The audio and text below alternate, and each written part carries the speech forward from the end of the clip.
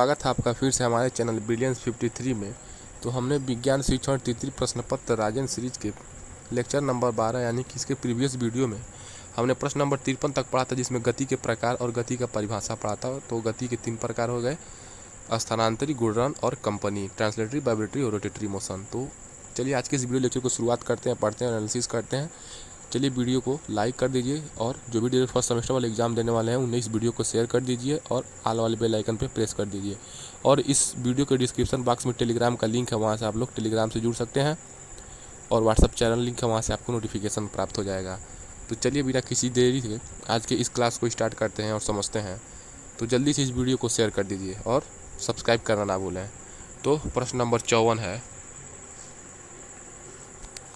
द्रव्य क्या है, मैटर क्या है, द्रव्य की कितनी अवस्थाएं होती हैं, वर्णन कीजिए। तो आपको पता है जो भी वस्तुएं स्थान घेरती हैं उनमें भार भी होता है, तो वो द्रव्य होता है। और द्रव्य 3 प्रकार के होते हैं, ठोस, द्रव, गैस। तो ऐसी कोई भी वस्तु जो स्थान घेरती है तथा जिसमें भार होता है, द्रव्य या मैटर कहलाती है। जैसे लकड़ी भी स्थान घेरती है, भार होता है। लोहा भी लकड़ी स्थान घेरती है, भार होता है। हवा भी, पानी भी, दूध भी, सब क्या है, द्रव्य हैं। ये वस्तुएं स्थान घेरती हैं एवं इनमें भार भी होता है। फिर भी इनके गुणों में कई प्रकार की असमानताएं होती हैं। जैसा कि आपको पता है, लोहा क्या करता है, चुंबक को आकर्षित करता है। लकड़ी क्या होती है, आग से जलती है। हवा में नमी होती है। पानी भाप बनता है, बहुत सारे गुण है। दूध क्या होता है, मक्खन, दही, सारी चीज़ें बनती हैं। तो इनमें असमानताएं हैं। जैसे लोहा, लकड़ी आदि पदार्थों से बनी वस्तु का आकार और आयतन निश्चित होता है। चूँकि ये लोहा और लकड़ी क्या है, सॉलिड है, तो इनका आयतन और आकार निश्चित होगा।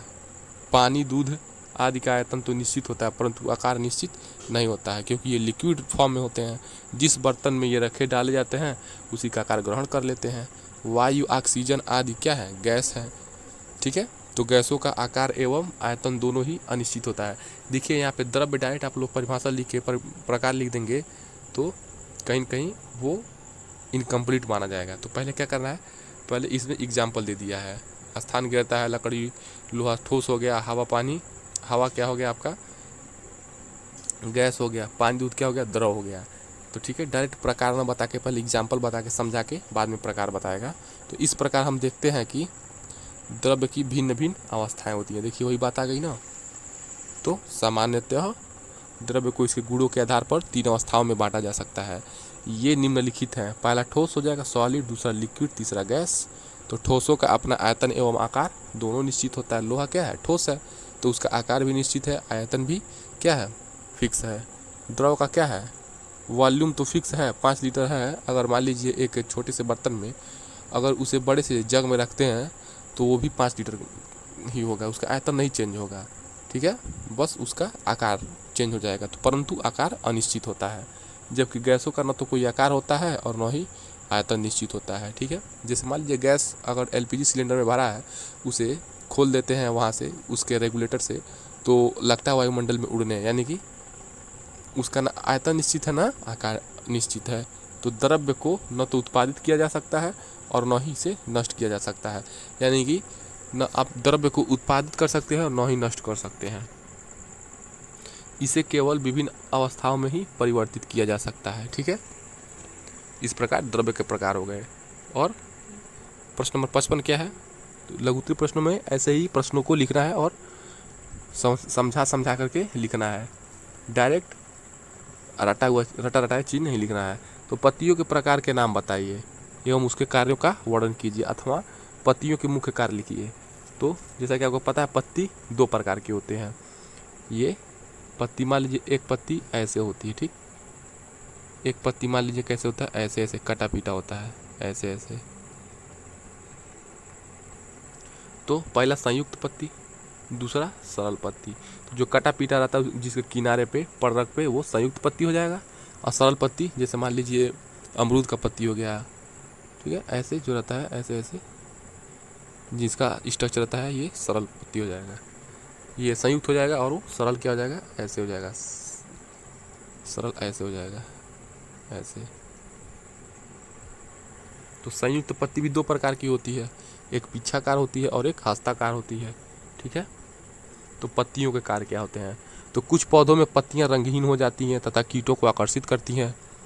कुछ दुर्बल पौधों में पत्तियां प्रतान में रूपांतरित हो जाती हैं, जिनसे पौधों की जंतुओं से रक्षा होती है। ठीक है, कुछ पौधों में पत्तियां कांटों में रूपांतरित हो जाती है, यानी कि मरुद्भुत पौधे जो होते हैं वो क्या होते हैं, कांटों में रूपांतरित हो जाते हैं, जिनसे पौधों की जंतुओं से रक्षा होती है। कुछ पौधों की पत्तियों पर अपस्थानिक कलिकाएं उत्पन्न हो जाती हैं, जिससे कायिक जनन होता है, यानी कि वर्धी जनन होता है जड़ तना पत्ती द्वारा। ये क्या होता है, उनके पत्तियों पर क्या होती है, अपस्थानिक कलिकाओं के उत्पन्न होने से होती है। पत्तियों में क्या होते हैं, रंध्र पाए जाते हैं, हरे भाग में हरित लौक पाया जाता है, तो वहाँ पे प्रकाश संश्लेषण के माध्यम से क्या होता है, खाना बनता है, भोजन बनता है। ठीक है, और वाष्पोत्सर्जन में क्या होते हैं, पत्तियाँ सहायक होते हैं। पत्तियों में हरित लवक पाया जाता है, जिसकी सहायता से प्रकाश संश्लेषण की क्रिया होती है और पौधे अपना भोजन बनाते हैं। तो इस प्रकार पत्तियों के प्रकार हो गए और पत्तियों के कार्य हो गए। ये बहुत ईजी क्वेश्चन था, तो ऐसे ही लिख देना है, पत्तियों के प्रकार हो गए और पत्तियों के कार्य लिख दिया गया। इसके बाद क्या है, प्रश्न नंबर 56 क्या है, परागकण। तो परागकण के बारे में पढ़ते हैं। तो पॉलिनेशन किसे कहते हैं, यह कितने प्रकार का होता है, अथवा परागकण क्या होता है, यह कितने प्रकार का होता है, उदाहरण देकर बताइए।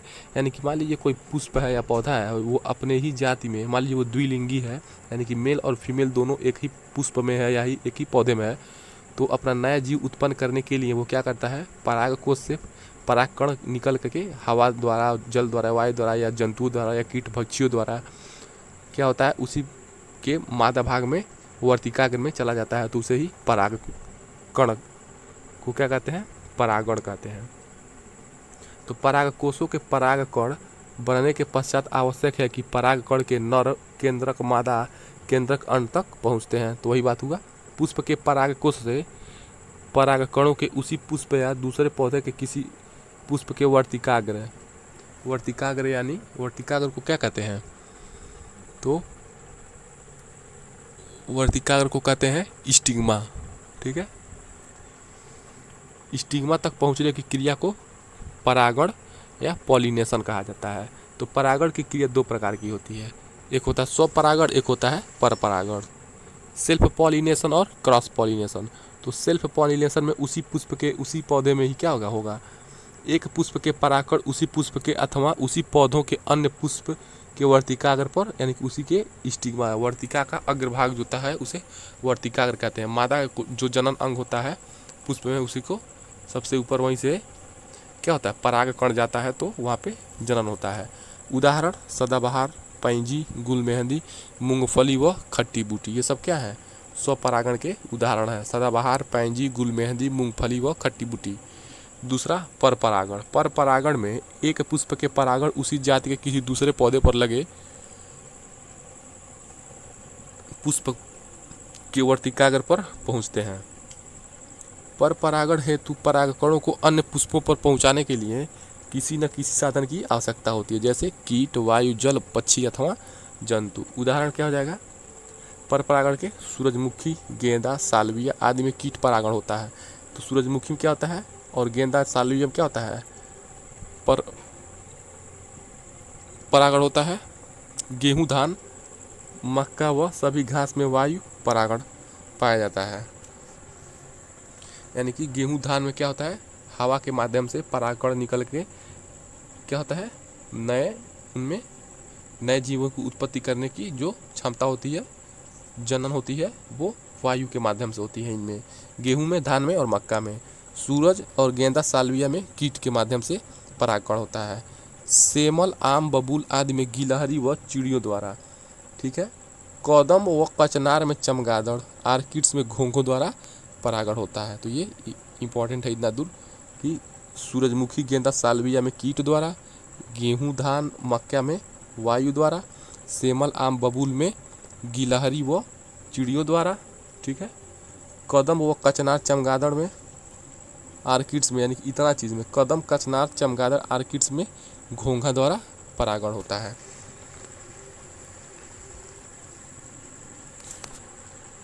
प्रश्न नंबर 57 क्या है, बीज के अंकुरण को स्पष्ट कीजिए अथवा बीजों के अंकुरण का नामांकित चित्र बनाइए। तो जैसा कि आपको पता है, जब आप चने को भिगोते हैं तो सुबह उसमें वाइट कलर का जो फूट जाता है उसके मुंह पे, उसे वही को अंकुरण हो जाता है, उसी को अंकुरण कहते हैं। तो बीज तथा बीजों का अंकुरण कैसे होता है, इसे पढ़ते हैं और इसका चित्र देखते हैं। तो बीजों में भ्रूण सुषुप्तावस्था में होता है, किंतु जब बीज को उचित नमी, वायु तथा ताप मिलता है, यानी कि जब आप पानी में भिगो देते हैं उचित वायु उचित नमी में, तो बीज के अंदर का असक्रिय भ्रूण क्या होता है, सक्रिय हो जाता है तथा वृद्धि करना शुरू कर देता है और एक नया व छोटा सा पौधा बाहर निकल जाता है।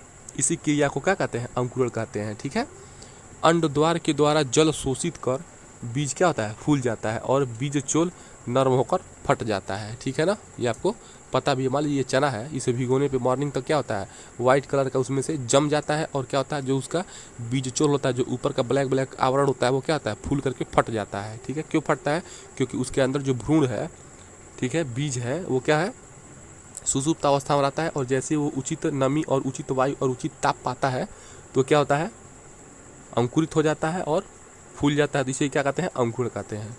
बीज पत्रों में अथवा भ्रूणपोष में उपस्थित संचित भोज्य पदार्थ एक घोल के रूप में परिवर्तित हो जाता है और क्या होता है, जो उसमें भोज्य पदार्थ होता है एक घोल के रूप में परिवर्तित हो जाता है, जो वृद्धि करते हुए भ्रूण द्वारा उपयोग में लाया जाता है। ठीक है, भ्रूण के आकार में वृद्धि के साथ मूलांकुर बीज से प्रथम जड़ के रूप में बाहर निकलता है। ठीक है, और नीचे मिट्टी की ओर बढ़ना शुरू कर देता है। जैसे कि आपको पता है, जो मूलांकुर होता है वो जड़ का पहला भाग होता है। तदुपरांत प्रांकुर भी वृद्धि करके बाहर निकलकर ऊपर की ओर बढ़ता है और तना बनाता है।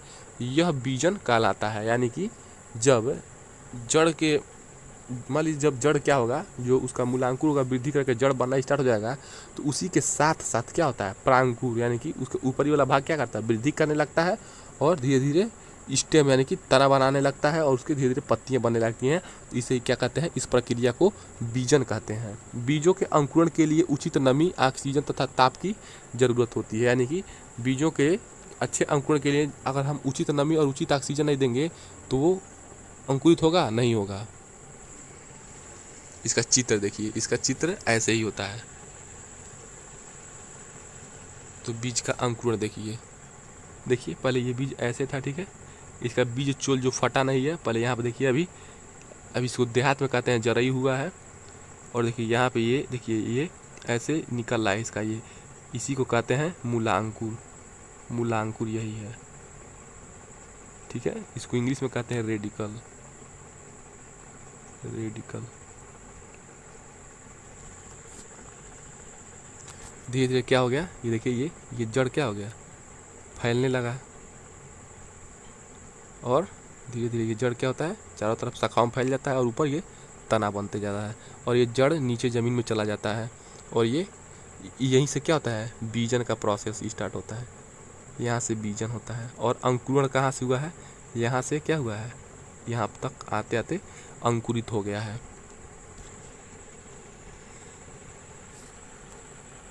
प्रश्न नंबर 58 क्या है, चलिए देखते हैं। प्रश्न नंबर 58 को पढ़ते हैं, समझते हैं। यौगिक क्या है, इसकी विशेषताएं बताइए। देखिए इस वीडियो को पसंद आए तो लाइक जरूर करिएगा और चैनल को सब्सक्राइब जरूर कर लीजिएगा।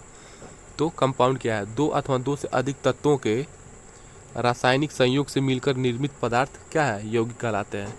मान लीजिए एक, दो या दो से अधिक तत्वों के रासायनिक संयोग से मिलने से जो निर्मित पदार्थ होता है वो क्या होता है, कंपाउंड कहलाता है। यौगिक में उनके अवयवी तत्वों के परमाणुओं की संख्या का अनुपात नियत होता है। जैसे नमक में एक परमाणु सोडियम तथा एक परमाणु क्लोरीन का होता है, अतः इनमें 1:1 रेशियो का अनुपात होता है।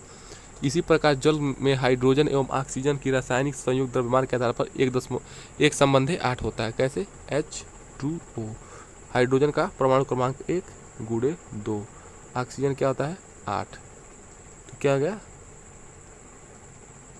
हाइड्रोजन आपका 1 है तो 1 संबंधी 8। यौगिक की विशेषताएं क्या हो गई, तो यौगिक की विशेषताएं देखिए, कैरेक्टरिस्टिक्स ऑफ कंपाउंड। तो यौगिक का रासायनिक संगठन निर्धारित एवं स्थिर होता है, अर्थात एक यौगिक में उसके अवयवी तत्वों के परमाणुओं की संख्या एवं तत्वों का द्रव्यमान एक निश्चित अनुपात में होता है। यौगिक क्या होते हैं, समांगी होते हैं, होमोजीनियस होते हैं, अर्थात यौगिक के प्रत्येक भाग में उसकी सभी विशेषताएं पाई जाती हैं। यौगिक के गुण एवं अवयव तत्वों के गुणों से भिन्न होते हैं।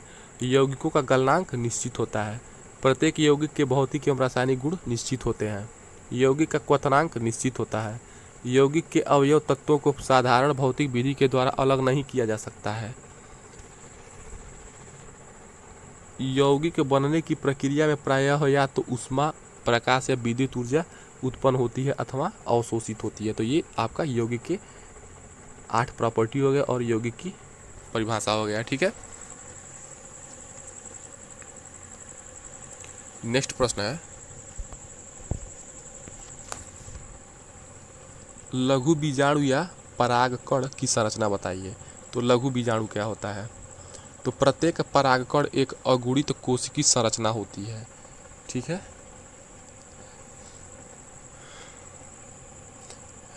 जिसकी बाह्य चोल मोटी, सख्त तथा अलंकृत होती है।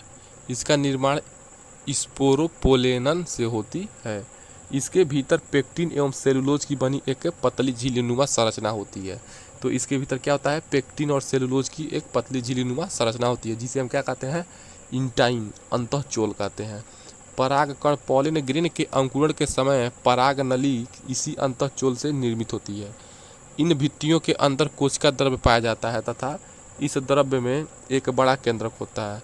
लघु बीजाणु नर युग्मकोद्भिद मेल गैमेटोफाइट की पहली कोशिका होती है। प्रत्येक कुल एवं पौधों में परागकणों की संरचना उसके बाह्य चोल के अलंकरण से पृथक हो जाती है, जिस कारण यह लक्षण वर्गीकरण में एक महत्वपूर्ण भूमिका निभाता है। परागकणों का अध्ययन वर्तमान समय में अत्यंत महत्वपूर्ण है। एलर्जी तथा अपराध विज्ञान में भी इसका ज्ञान जरूरी माना जाता है। यह एक प्रकार का संपूर्ण विज्ञान है जिसके अंतर्गत परागकणों का आकार, प्रकार तथा अलंकरण का अध्ययन किया जाता है। लघु युग्मक जनन, माइक्रोगैमेटोजेनेसिस। ठीक है, तो परागकणों से नर युग्मकों के बनने की क्रिया को जनन कहा जाता है। ठीक है, यह क्रिया सामान्यतः परागकोश में ही होती है, अर्थात परागकण जब परिपक्वावस्था में ही परागकोशों से पृथक हो जाते हैं तब परागण होता है। इस क्रिया में सर्वप्रथम यह केंद्रक एक किनारे करके एक बड़ा रिक्तिका या वॉक्यूल बनाता है। तत्पश्चात इस कोशिका में सूत्री विभाजन के फलस्वरूप 2 कोशिकाएं बनती हैं, जिसमें एक छोटी जनन कोशिका तथा दूसरी बड़ी कायिक कोशिका होती है। दूसरा विभाजन जनन कोशिका में होता है, जिसके फलस्वरूप 2 नर युग्मक निर्मित होती है। इस स्तर पर परागकण 3 कोशिकी, कायिक कोशिका तथा 2 नर युग्मक हो जाता है, अर्थात आवृतबीजी तथा लघु युग्मकोद्भिद 3 कोशिकी होता है। ठीक है, मिश्रण के बारे में पढ़ लेते हैं। तो प्रश्न नंबर 60 क्या है? मिश्रण। यह कितने प्रकार का होता है? इसकी विधियों का बताइए। जब 2 अथवा 2 से अधिक द्रव्यों को किसी भी अनुपात में, यानी कि ये विषमांगी हो जाएगा, हेट्रोजीनियस हो जाएगा, मिश्रित कर दिया जाता है तो तैयार पदार्थ को मिश्रण कहते हैं। मिश्रण के गुण उसके अवयवों के गुणों से मिश्रण के रूप में दिखाई देते हैं, जैसे शरबत हो गया। ठीक है, जो पानी और चीनी मिलाकर बनाया जाता है।